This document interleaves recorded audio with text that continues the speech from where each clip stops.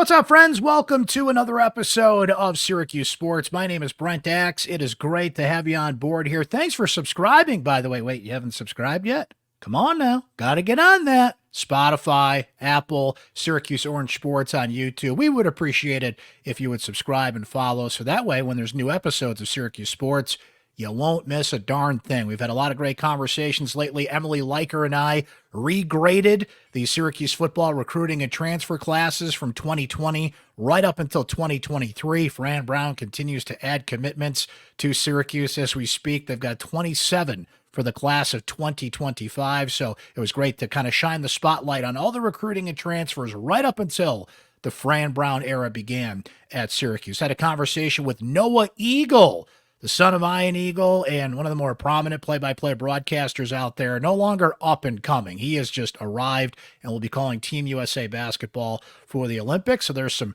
recent episodes of Syracuse Sports in case you missed him. Speaking of the Olympics, our guest today is going to host the primetime Olympics for NBC for the fourth time. When you go back to Bob Costas, who did this as well, that's quite a lineage of Syracuse alums that have hosted the Olympics for NBC. Mike Tirico, the primetime host for the fourth time, over 5,000 hours of Paris Olympics coverage will be available on NBC Universal and Peacock. The opening ceremony is less than a month away, friends, July 26th on NBC and Peacock, and it's all taking place in Paris. So we talked to Mike about his role at the Olympics, Paris as a character at the Olympics, all the Syracuse connections beyond Tirico at the Olympics. And then we talked about college sports today and just everything going on there. And Mike has a role on the board of trustees at Syracuse University, so he goes beyond just a passionate alum. He has had conversations with Kent Severud, with John Wildhack, with all the high-level guys about what Syracuse's role is with conference realignment, name, image, and likeness, the recent NCAA settlement where schools will be paying athletes directly coming up in the future as a part of that. So Mike had terrific insight and opinions in Syracuse's role on that, as you can imagine, as somebody who's at the highest level of broadcasting and sees these things firsthand. So it was great to get Mike's perspective on all of that. Come on, it's always great to talk to Mike Tirico, and we certainly do appreciate his time here today. You know who else we appreciate? Our Syracuse Sports Insiders, with their great questions, comments, thoughts, opinions, people they want to hear on this podcast. Every time I ask, who do you guys want to hear on the podcast? Mike Tirico's name will come up frequently. So glad that we're able to bring that to you today, and glad to hear from our Syracuse Sports Insiders always. If you're not a Syracuse Sports Insider yet, I would encourage you to try it free for 2 weeks by texting the word orange to 315-847-3895. It's right there on your screen if you're watching on YouTube. Try it free for 2 weeks. You text me, I text you. That's how it works. Direct contact, thoughts, opinions. If I have breaking news, you're going to get it first as a Syracuse Sports Insider. You're going to get my opinions and thoughts first. Things coming up on the podcast that we want your feedback on, which is always, of course. I'll send it to you guys, give you a little heads up about what's coming up. You get little kind of behind the scenes things that are cooking, first knowledge of things. We're starting to plan some live podcasts. So you guys are going to be tapped in to all of that as a Syracuse Sports Insider. We hope you can sign up today. It's free for 2 weeks and then just $3.99 a month after that. Okay, let's get right to it, friends. Hosting as primetime for the fourth time, NBC and the Olympics, the great Mike Tirico. Here it is. So, Mike, tell me, fourth time as the primetime host for the Olympics on NBC. You've got a few of these behind you, but I would imagine it's still something that you anticipate. You get the nerves, you get the butterflies, but what's it like going into number 4 versus the first time? Yeah, I think you know how big the mountain is, and you know how to try to scale it. The best analogy I could put in there, and sport climbing is a sport in the Olympics, so it's an apt Olympic analogy as well. I think you get in, you understand you can't know something about all 10,500 athletes or all the sports or the rules for all of the events that are going to play out, but you have to have working knowledge of most of them and know where you access the answers. I think the true gold medalist in television Olympic coverage are the Olympic research team over the years, and we have a great team that has worked on all the stories of the individuals, all the background, and it's up to us to study. So I'm in study mode now, and even a little bit of that is on the ground studying. I was at the swimming trials in Indianapolis, the track and field trials out in Eugene, Oregon, and I'm in Minneapolis now for the gymnastics trials. Those three sports really are a lot of the foundation of what we do in terms of coverage on the primetime show. So I think I've learned how to go about it. You refine it and change it every time, but I also think there's a balance of you carry over knowledge. So when the World Track and Field Championships were happening, or the World Swimming Championships, or next March when Boston hosts the World Figure Skating Championships, I pay attention. So you're not coming to it cold every 4 years. So I think that all has helped in getting ready and prepared to host the Olympics. Mike, the primetime role that you have here, it's interesting because, NBC has Peacock and they have all these different channels that they can show events. We have the internet, of course, and social media. So keeping up with this stuff is not a problem now. But I almost feel like your role is more important because I can be overwhelmed as somebody. Like, tell me what matters. So tell me that process and how much you're involved in that when you get ready for that primetime show every night. Here's what you, the American viewer tuning in at NBC in primetime, this is what I want you to know. Tell me about that process and how much you're involved in it. Yeah, it's a good question, Brent. It's a little bit different this Olympics. I'll get to that in a second. But you bring up a good point. The primetime show, especially when it's not live in a time zone that's live friendly, and Paris is a 6-hour time difference from central New York. So it's not time zone friendly. We'll be on the air at 2 a.m. to 5 a.m. Paris time when we have the primetime in Paris show. So the best thing to do is to give viewers a curated version of what happened during the day. Now, this is where it's going to deviate significantly from anything we've done in the Olympics. The last on NBC, the last European time zone Olympics was London in 2012. And many of the key events were held and not shown until the primetime show. So you had to wait for them. What we're doing this time around is very, very different. And I've been lucky enough to be in all the planning conversations for the last 2 years about this. So we've really had our hands in the mix with about 15 of our executives and producers and researchers along the way. We're going to have live coverage during the day of those events. So 6-hour time difference, 8 o'clock in Paris, 2 o'clock in Syracuse. We're going to have live coverage all day long. So when the 100 meters is run at something like 4:15 in the afternoon, it's live on NBC. And then when you come back at night for the primetime show, because people are out during the day, it's the summertime, we're going to have that coverage. But we're not just going to take the VHS tape, pop it in, and hit play from earlier in the day. You're going to see behind the scenes with Noah Lyles. Maybe his arrival. Maybe Snoop is sitting with Noah's mom before the race or walks in with her. We're going to see Noah or whoever the athlete is, Sha'Carri Richardson, after the race. Maybe it's social media. Maybe it's some of their post-event press conference. Maybe it's their return to the Olympic Village. So we're getting a chance to show people in a more story form what happened in the sport form live earlier in the day. So it's not just pick it up and rerun it. And to that's the detail of it. To the point that you asked in the question, we've been talking about this for years. We have an idea of what events we are going to feature during those primetime broadcasts each night. But when something amazing happens, the rundown changes. So we've got a plan. But like Mike Tyson said, everybody's got a plan until you get hit in the face. So when a great gold medal hits us in the face, we're going to adjust.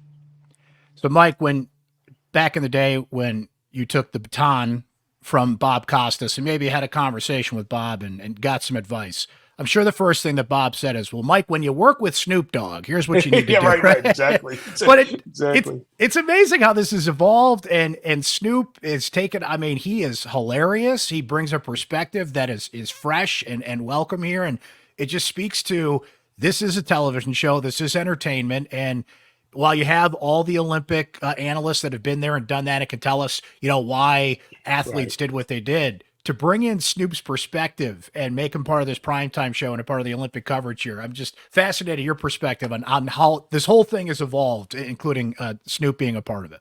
Yeah, it's not just Snoop. There are others. I volunteered to host surfing, matter of fact, host the whole Olympics from Tahiti, because surfing is happening in Tahiti, which is French Polynesia. And for some reason, they chose Colin Jost of Saturday Night Live for that assignment, right? Colin happens to be a surfer. Snoop love sports. There are a bunch of players in the NFL who came up through Snoop's youth football leagues in Southern California. So it's not like he's just showing up and saying, I'm interested in sports. He cares about sports a lot and is a big fan and knows a lot of athletes, in addition to having that overarching connection with the parents of the athletes themselves. You should have seen these athletes at track and field wanting to meet Snoop, right? He's larger than life in many ways. So we've taken an approach this Olympics of let's have a few of those types of people as part of our coverage. Now, it's not going to take away from covering the event, or if there's something significant that happens in terms of a scandal, we're going to cover that the same way we always have. But as we see more and more, sports has an element of entertainment. And in a world where you have a couple hundred options at your thumb to go around with your remote on a nightly basis, you need to make it something that is fun and appealing while doing the storytelling. So why not add some of these folks who were known for something else, but share this with the viewer? They love the Olympics. Like Snoop, it was like a kid in Eugene, Oregon at the track and field trials. He loves this. Kevin Hart loves this stuff. Colin loves this. So having people like that involved, I think, will change it. Alex Cooper, who does the podcast that is so popular with young women, she is going to be bringing her Call Her Daddy fans to the Olympics to do a watch party on Peacock.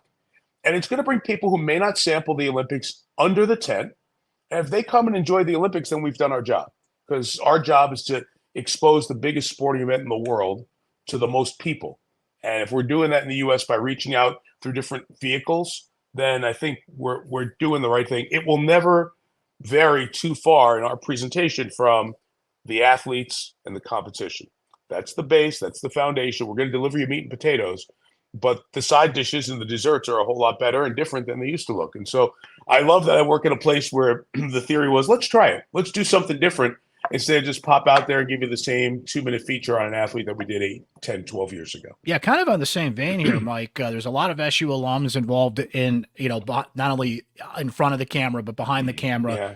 A lot of names that we know, just to name a few, of Noah Eagle, who was just a guest on this podcast last week, as a matter of fact. And, when Ian was your intern back at WTVH back in the day, can you imagine having a conversation saying, yeah, my kid is going to be the voice of the dream team with you on Olympic coverage in Paris in 2024, which is incredible to think about. Yes. And Chris Lewis and Bill Spalding and Ahmad Fareed and Jason Knapp and Andrew Siciliano, and I'm going to leave out a name or two. But one guy I really want to ask you about, Scott Hansen, is going to bring the red zone to the Olympic zone, if you will. And I like how he put it. He said, I may have to tap America on the shoulder to let them know, like, hey, you want to maybe go over here to surfing, or you may want to go over here to track and field, or go over here to fill in the sport, because something is happening that you need to know about. This is a cool idea. And the red zone, that's how I watch football now. And I feel like this could be a way to further revolutionize how people watch the Olympics.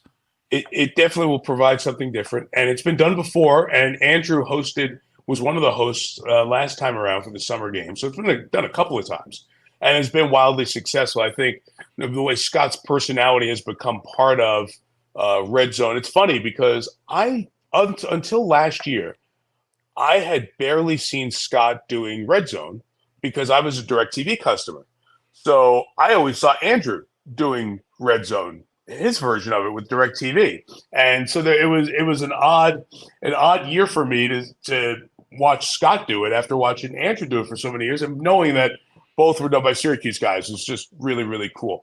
And I think the Olympics, especially the daytime of the Olympics, lends itself to that. So you'll have that option, which will be fun, bouncing around. You'll have USA Network. We'll be live on NBC from right after the Today Show at 9 a.m. until 6 p.m. with sports. So our day is going to be Today Show in the morning, Olympics live 9 to 6. And I didn't mention this before.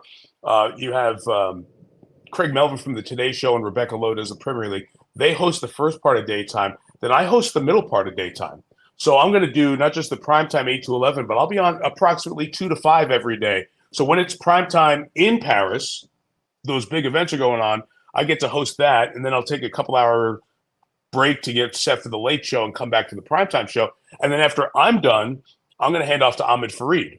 So we've got cues in the chair, not cues in the house, but cues in the host chair from about 1:30, 2 o'clock every day till 6, and then I'll be there 8 to 11. So we're going to have like a 7-hour run on NBC of a lot of Olympic coverage with a Q's alum in the chair and Scott doing the red zone with Andrew. And I'm so dang proud of all of that, and Noah and everybody else that you mentioned as part of it. And there are so many people behind the scenes. A lot of students have come over the years and been part of the intern program that NBC has in the Olympics. Look, I say this understandably through orange-colored glasses, but also with great pride and great confidence. We have the best communication school in America. And if you don't believe me, turn on your TV on a weekend during football. And you can't go 2 clicks to the channel without finding a Syracuse alum calling a game. And we got them all over baseball and all over every sport. And I'm just so proud of that group and the biggest sporting event in the world, the Olympics. It's really cool that we have our Syracuse fam there. And, I haven't thought about this until just now, Brent. But I guess, there's some run of consecutive Olympics that the primetime host has been a Syracuse alum. That's right. That's probably going to go for even if this is my last one, which Lord knows, I hope it's not. But it's going to be a number that we put up there that's going to be tough to match if you go back to Bob hosting, in the 90s as the primetime host. It's going to be like a third of a century that the primetime Olympic broadcast in America has been hosted by a Syracuse alum and a Newhouse product, and we're really proud of that. That's incredible. Mike, how will Paris take on a starring role in the Olympics? I can imagine the shots of the Eiffel Tower and all the things that makes Paris stand out. But how will the games themselves and how will Paris kind of take on a role in the games as a character? Good question. Have you been to Paris? I've never been, unfortunately. I definitely want to go. So there's 2 categories, and I'm not like calling you out for international travel necessarily. There's 2 categories. There's you, who's never been and would love to go. And then there's the folks who've been who are dying to go back. I've never met somebody who said, "No, I went to Paris once. I was good. I don't need to go back." Right.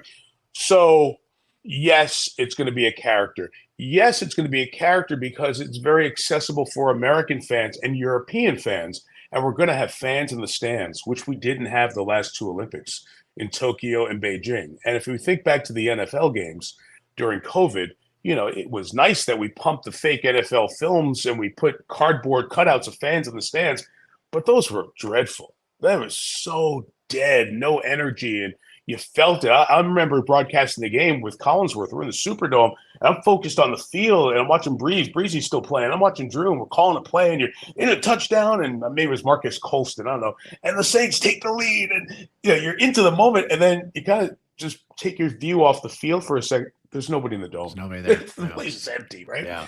It just doesn't. You miss it. And so that energy is going to be great, with Paris being a big reason because people want to go there and can get there.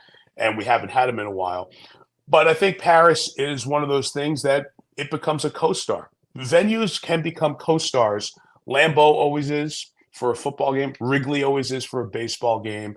When you get a great venue for the U.S. Open like Pinehurst, St. Andrews for the Open Championship, Augusta for golf, Wimbledon for tennis, the venue becomes a constant presence. And I think from views of the Eiffel Tower at night behind me, to the River Seine for the opening ceremony, to the beach volleyball is happening right at the foot of the Eiffel Tower. Brent, they've constructed a temporary stadium, trucked the sand in, the seats are up. Every time you watch beach volleyball, the background's going to be the lit Eiffel Tower at night or during the day. The Palace, Versailles, those grounds are going to be used for equestrian. There's this big plaza that has had a lot of French history, Place de la Concorde. That's going to host 3x3 basketball. That's going to host skateboarding. That's going to host a lot of the, quote, urban sports, including breaking or breakdancing that's in the Olympics this year. So there's going to be a feel of Paris in some of the venues and our background. So, yeah, Paris will be a co-star along the way, and it's a worthy one that over the test of time has proven itself. If we don't get Snoop's perspective on breaking, then what are we doing here? Like he's got to get over there for that. There is going to be a little bit of snooping around Paris to check out a lot of the things in Paris. And I'm pretty confident if you don't remember, go to YouTube and put in there Snoop Olympics and crip walking. I've seen that, and it's amazing. And if you haven't seen it out there, folks, go Go right after this interview and go look that up. And that kind of started awesome. the whole ball rolling with Snoop and Olympic coverage. Absolutely. And he loved it, wanted to be a part of it, and here he is.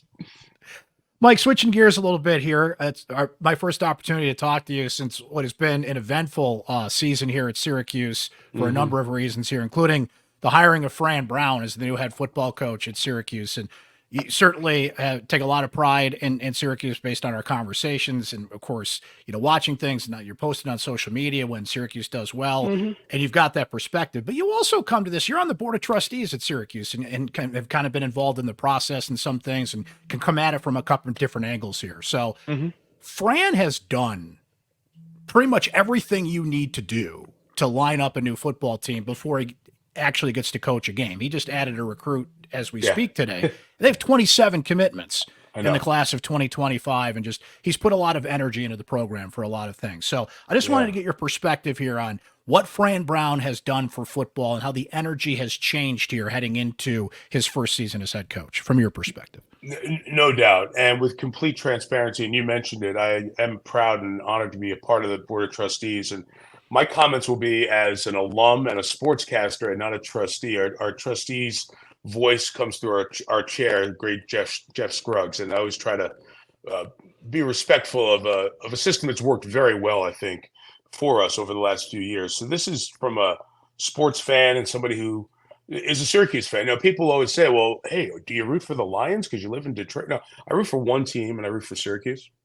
And Scott Van Pelt, my buddy, always says everybody's from somewhere. Syracuse is my somewhere, and I root for Syracuse. And the times I've been on the air that I've covered Syracuse, you figure it out. Your credibility is what keeps you in the business. So you're not going to devalue that. And I think all of us who are Syracuse alums who call games know that, and we kind of toe the party line the right way for our bosses and employers. But I don't cover many Syracuse games. I'm an unabashed fan and supporter, and I love the energy in the football program. This is a very important time in college athletics. And no matter that we have a top 10 all-time basketball program by any metric you're using to measure success over years and generations, football has to be good right now as the conversation happens nationally. And Fran was a great hire by John Wildhack to give Syracuse that energy, that attention, and that juice that we need. We need to get fans excited. People need to get their butts in the dome and support this team. There's a lot of folks who are very loud in their disappointment with stuff. Gotcha. I totally get you. Fair and legit when the team isn't good. But it would be nice to have that passion shown in the stadium to support the team, because you need it. You absolutely need it. I love the fact that Syracuse has reached higher to go out and get these players. Now there's going to be a question. How good are they going to be on the field? Everything looks very positive. You're not going to know for the first 4, 5, 6 weeks. You can't make a judgment after one quarter or one game how good the team's going to be on the field. But everything you see, from the energy around it to the kind of players who are coming in, to the recruits who've been able to get, to the transfers in the portal, to how attractive it is going forward, tells you that a culture is being created. Winning needs to be a part of that culture. And we can't answer that question. But every other question has been answered very emphatically so far. I'm amazed at what Frank's been able to do. I'm so excited to watch this season play out, and very hopeful it's going to be the corner that we turn to get us back to the football conversation that I lived in the 80s when I was in school, and the 90s after that, when Syracuse football was good for 8, 9, 10 wins, turned out all these NFL players. We can be that again in a variety of ways. And it needs a leader like Fran. I'm so excited to watch what he's going to do. And every interaction with him has me, ready to suit up if he needs somebody to cover a kick and help out in any way I can. He's quite a force of energy in nature, and there's an authenticity, Brent, to his approach. And that's what I think is connecting with the high school players and the college players who are coming in to be a part of what they're building there. Yeah, it feels like every recruit we talk to and people that have known him, have come to coach with him, or the people we've reached out to that have worked with him, come back to that word, that authenticity and playing it straight, and how that's going to apply here to the program. And Like you brought up look, the urgency of football needs to be good in Hmm. this world in college football. Looking at it, kind of zooming out a little bit here, working for Sure. NBC, calling these big games. You did Notre Dame, of course, before the Big Ten, and you're right in the heart of it. How comfortable are you that Syracuse is in a position that, God forbid, yeah, another round of conference realignment comes along and they've Sure. got to move, like they've Sure. got to do something? Are they in a position to stay on the right side of the velvet rope if tomorrow college football goes into another round of conference realignment and Syracuse is pulled into it? I think the leadership has done that. I think Chancellor Syverud and John Wildhack, they've had very influential voices at the ACC and national level because of their expertise. And I really think that they've given Syracuse a great opportunity to be a part of that. I also think it would be incredibly short-sighted for college athletics as it grows going forward to not have a significant footprint in the Northeast from a population and media standpoint. And I think that Syracuse is the best option. No, I'm not blind to Rutgers' presence at all, but I think Syracuse is a better option and has historically been, has a better sports brand, and historically has. And I think it's a very important part of a bigger mosaic of intercollegiate athletics. And hopefully that is seen by the folks who make these decisions. I think if you broke college athletics off to the Big Ten and the SEC, even with an expanded footprint that they have that now includes Rutgers in the Northeast, but really nothing else in the Northeast, and the four schools out west that are coming in the Big Ten, if those two break off, that's not what college sports is. That just is a lesser professional league. Um, there's that part of it, and there's also the part of the Olympic sports, which cover my other professional base of the Olympics, that I think where we're going right now is going to imperil the success of Team USA going forward. I've spoken to the highest levels of the people involved in the Olympic movement and the NCAA movement, and there's grave concern that this continued expansion of and now paying off in the cases that we think are going to be decided going forward that'll cost schools a couple of $1 million a year here and there. I think that's going to cost a lot of schools teams, and that's going to cost Team USA gold medals and athletes over time. And everybody who loves to rally around the flag every Olympic cycle, it'll be very different if we start losing gymnastics teams and volleyball teams and swimming teams across the country. And people who say college athletics is swimming in money just need to go online and look at a public university, look at a budget. You know, football has funded a lot of these sports. If football stops funding a lot of these sports and basketball through the NCAA contract, after football, men's basketball, women's basketball, other than the odd baseball program here or there, or the odd other sport program, most of those programs, most of them do not make money. They cost money. And there's a big impact with that. So I think the direction we're going in college athletics in general is not sustainable for college athletics. Like, are we going to have the word college in it? Or do they have to go to school? If not, then we create semi-pro leagues. And let me ask you a question. When's the last time you watched a G League NBA game, right? Can't remember. I think part of the connection, the passion is these are students who are playing sports. We can have the argument about the student athlete term. The fact that they go to school has to be part of what they do. If not, then we're not doing them a good service going forward. We're just not. Like, I've seen a bunch of athletes come and go. They retire. They don't have lifelong careers. Those who came through Syracuse, who got an education, who had success, have been served very well by the education they got on campus. So I'm not asking you to have a 4.0. Go to class while you're there. Learn something. Make college athletics what it is. Now, we're not going to go back to a Pollyanna world that used to exist 25 years ago. I've completely come around on compensation for players. I think it's good. It's positive. When we're using your images, you should be getting money back. That's the way we all live in the world in America. I'm all for that. I just think we need to find something that differentiates college athletics from semi-pro. And I think that's the connection to the schools. And I'd love to see us do that. And Syracuse is a place where we have turned out terrific student athletes. Look at the grade point averages. Look at how that's improved over the years. We're turning better people out in the world. You go to a Wall Street firm. They want to hire people who have a good education and are athletes who know how to win and lose, because that's what you do every day in the business world. So there's great value to this, and I'm just worried that this chase for super leagues in sports have completely ruined something. And if you start losing fan bases across the country, let's say you lop off 30 or 40 Power 5 fan bases, you think they're going to care about your product as much if they can't be a part of it? Good What point. has us excited right now, Brent? Hey, maybe Syracuse with a reasonable schedule this year, a new coach and a bunch of new talent. Maybe Syracuse can win 9 or 10 games. Maybe Syracuse can Sneak in that contend for the playoff. ACC. Yeah. Maybe we can be one of the. Can you imagine what a playoff game would be like? Can you imagine what that would be like? So now there's hope and there's passion. If that's only happening with 30 schools behind a velvet rope, right? Then what do we care about?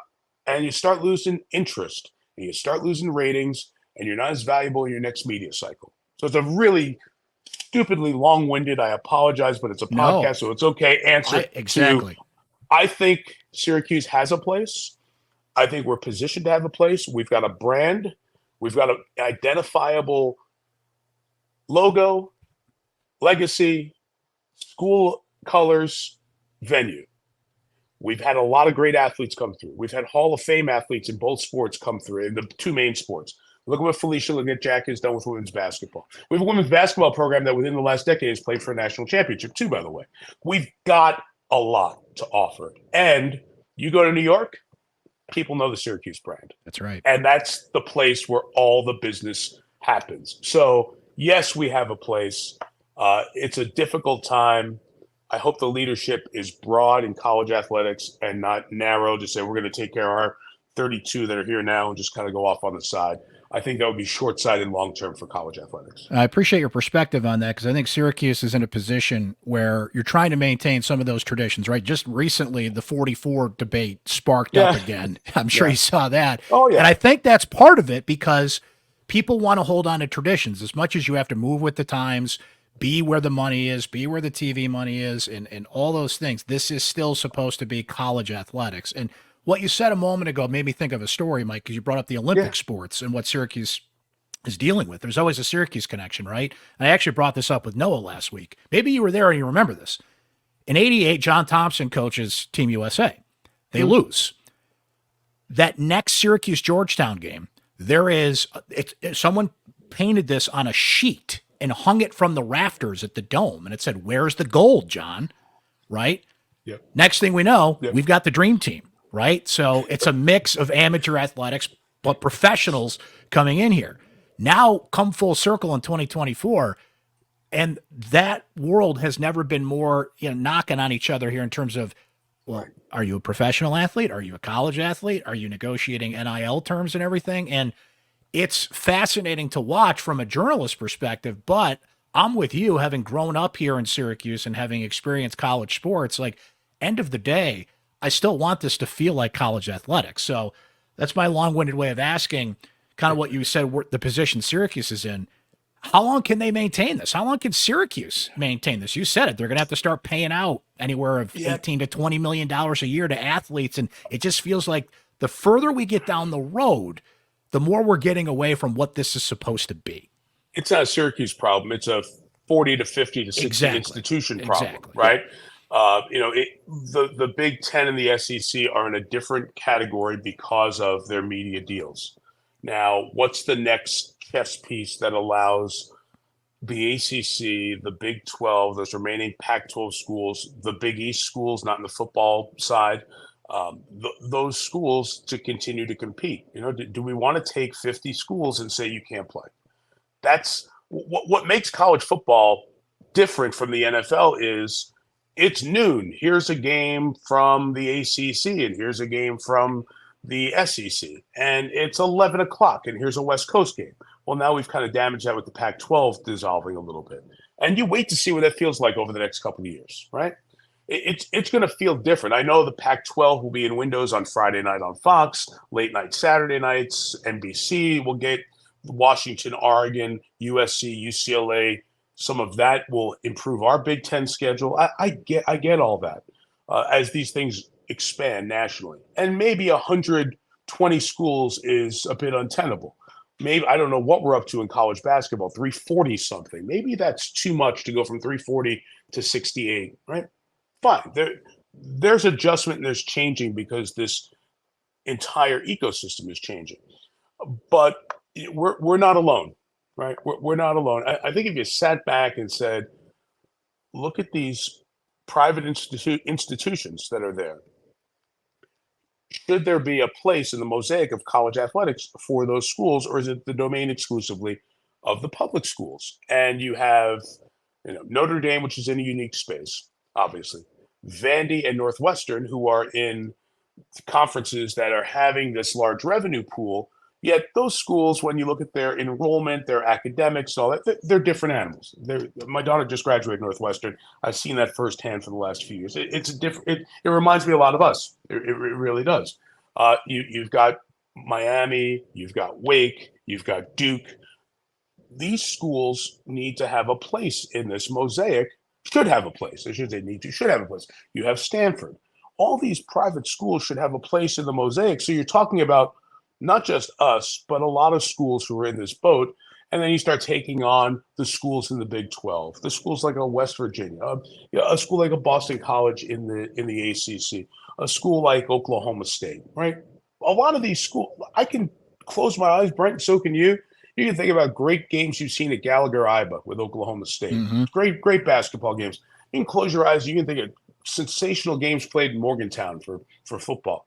One of the greatest plays in college football was a Boston College play by my pal Doug Flutie, right? So these are people and places that have made moments in intercollegiate athletics, right? If you take that away, then what we're building is a lesser professional league. And I'll go back to what I said before. While fun to watch and interesting, it's not as good as what the uniqueness of college has been. So is it changing? Yes. Does it need to reach a different level because of the way things have evolved? Absolutely. But there are a lot of schools who are in the same boat as Syracuse now who need to make sure that we are positioned for that next turn and we can be a part of a 60 to 70 team national college sports landscape. And I think it's out there and realistic if people want to work together.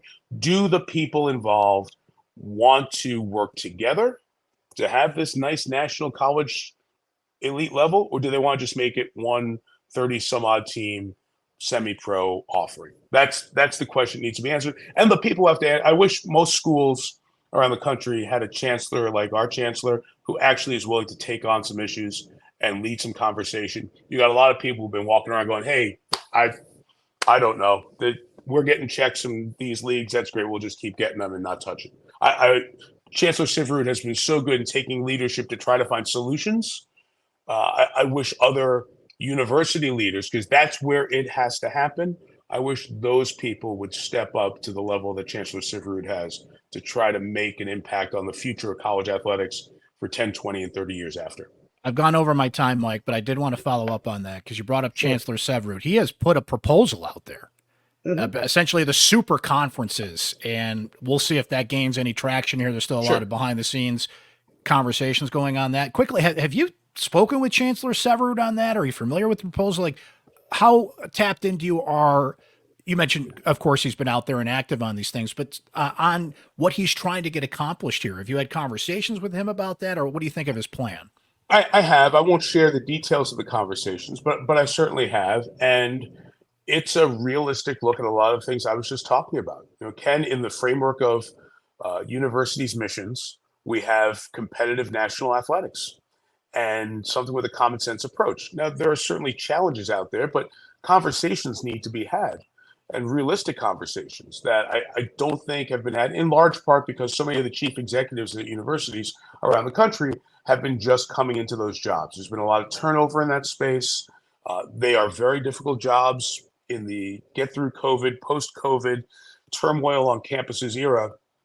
You've got a lot on your plate. That's a seat. You talk about jobs that you don't want. That's a hard job. Yeah. You have to be a great business person and a great academic and almost have a politician's approach to success, because you're not going to win every battle, and you've got to keep a lot of different constituencies informed and happy. It's a really, really difficult job, and I just have seen so many folks around the country take a pass when it comes to athletics. And look, I am guilty of this because this is what we do, Brent. But I have believed for 30 years, and continue to believe it fervently, that intercollegiate athletics is the front porch for a university. I think no matter what the incredible accomplishments are at a university, accomplishments that far outweigh wins and losses on the field, athletics reaches more potential business and stakeholders, whether it's professors who want to come there, prospective students, alumni. Athletics reaches more in volume than anything else that happens on many of these campuses. I mean, you talk about Alabama football. Look what football at Alabama and great leadership there has done to take their success in that sport and build a much stronger and better university. Auburn's done the same thing. It's because 70, 80,000 in the stands, millions watching the SEC on CBS. Aspirationally, people in the Northeast, that looks awesome. I want to go to school there. And they have. Look at the enrollment numbers from Northeast states to schools like Bama and Georgia and Auburn and Tennessee. Their applications have been up. They've gotten a bump. We got a bump when we made the Final Four in 87 and again in 96. There's no denying what was initially called the Flutie effect, because Boston College saw a boost in their applications after Doug's great Heisman Trophy season. So it just happens. So it's real. We're not making this up because we're sports guys. I'm not saying it's the most important thing. It's not at all. Not at all is it the most important thing that happens on a campus, but it reaches the most people. So it has value. And the essence of what Chancellor Syverud, I think, has done is recognize that value to the university and try to come up with ideas that will keep not just Syracuse, but other like universities as significant players in this space. Look, this is passionate for me because I love Syracuse Sports. Syracuse Sports is the reason I met my wife, because she played basketball there. That's right. It's the reason my career got started. It's one of my great true loves in American entertainment. I have a pit in my stomach and want to yell at ACC officials on a regular basis on winter nights. And I'm somebody who respects officials and defends them. And I have these irrational, like, come on, why don't we ever, like, when's the last time they've called 3 seconds in college basketball? What are they doing, right? I can't tell you how many zone games. I was like, come on, that's 3 seconds. He's not getting his other foot out of the lane. And you just, it's what I love. We could do a whole podcast on ACC officials, Mike. I'm right there with you. Yeah, they're very good. They do a better job than most officiating groups around the country. But I still say the 3-second call has died. There's a forgotten rule that as a person raised on the Jim Boeheim zone defense, I still will defend to this day. That should be called more. Mike, I greatly appreciate your time here, and we'll work on that for you. By the way, that's something that needs to be fixed, because I'm right there with you on that. Yes, but let's go. It was awesome to catch up with you. I read that we're going to get AI Al Michaels at the Olympics. Yes, you are. Al is still very much with us. I'm glad we're getting real Mike Tirico at the Olympics, but who knows? Maybe we can AI you, and as you said earlier, we can have a Syracuse host well into the future. Thanks to that. There you go.